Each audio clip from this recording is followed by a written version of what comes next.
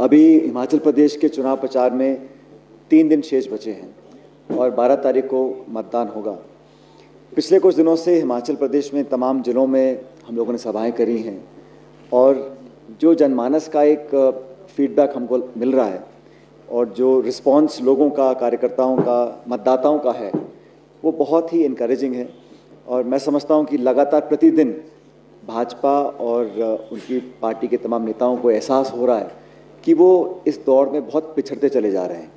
वो मैं इसलिए कह रहा हूँ कि बीजेपी की सरकार को 5 साल यहाँ पर हुए शासन में आए और सरकार बनने के बाद केंद्र में भाजपा की सरकार रही, यहाँ पे भाजपा की सरकार रही, लेकिन 5 सालों में मुख्यमंत्री जी, उनके तमाम मंत्रियों ने जो वादे किए, जो काम किए, बहुत अंतर है उसके अंदर।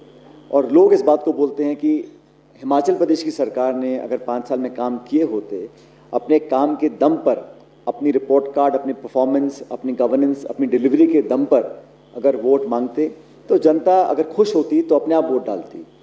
अब हो ये रहा है कि इस छोटे से राज्य में लगभग प्रतिदिन प्रधानमंत्री जी, गृह मंत्री जी, रक्षा मंत्री जी और आज कई सभाओं को उत्तर प्रदेश के मुख्यमंत्री जी संबोधित कर रहे हैं।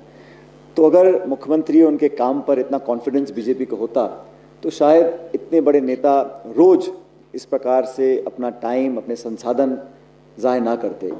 तो it's a definite indication that the BJP is on a back foot in terms of performance.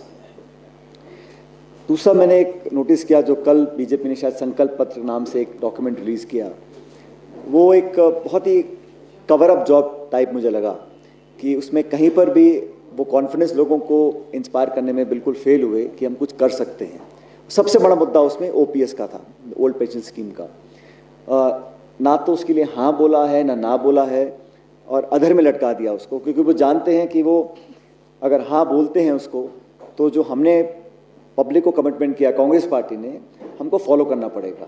और फिर अनेक राज्यों में जहाँ उनकी सरकारें हैं वहाँ पे डिमांड आएगी, केंद्र सरकार से डिमांड आएगी, तो उन्हें उसको साइड स्टेप किया है। लेकिन उसको दरकरार भी नहीं कर सकते हैं, क्योंकि ये जो डिमांड और ये मांग है, ये वादा जो है, ये जड़ पकड़ गया पूरे हिमाचल प्रदेश के अंदर।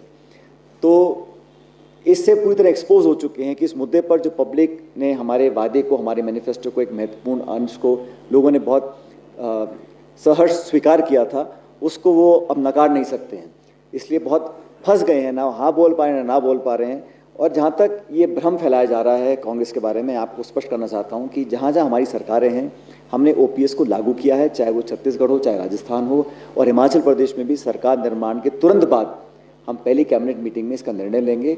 और हमने जो कमिटमेंट्स किए हैं मैनिफेस्टो के माध्यम से, चाहे वो मासिक भत्ता महिलाओं के लिए हो 1500 रुपये का, 300 यूनिट बिजली फ्री की बात हमने करी है, 1 लाख नौकरियों की बात करी है। तो ये सब ऐसे पॉइंट्स हैं जो लोगों से हमने फीडबैक लेने के बाद अपने कमिटमेंट्स को तैयार किया और पूरा बैकग्राउंड रिसर्च करने के बाद किया है। जब कमी बनती है, जब भी बनी पहले, लोगों को एक विश्वास था। इस बार जो सरकार चली है भाजपा के नेतृत्व में, उससे बहुत लोग अपने आप को एक तरह से धोखा उनके साथ हुआ, मैं कहता हूँ। और दोनों सरकारें आपकी हैं, दिल्ली की, शिमला की, फिर भी पेट्रोल, डीजल, खाद्य पदार्थ, सभी इन्फ्लेशन आसमान छू रहा है, अनएम्प्लॉयमेंट हाईएस्ट रेट्स हैं, और ये सरकारी आंकड़े हैं। कुपोषण हो, अनेक ऐसे मुद्दे हैं सोशल इंडेक्सेस पे जहाँ पे भाजपा के दोनों सरकारें, जो डबल इंजन की सरकारें बोलते हैं, दोनों ही इंजन लगभग गड़बड़ा रहे हैं। और मैं अनेक सभाओं में बोल रहा हूँ कि पहला इंजन तो सीज होगा 12 तारीख को हिमाचल प्रदेश में, और दूसरे की बारी आएगी 2024 के अंदर।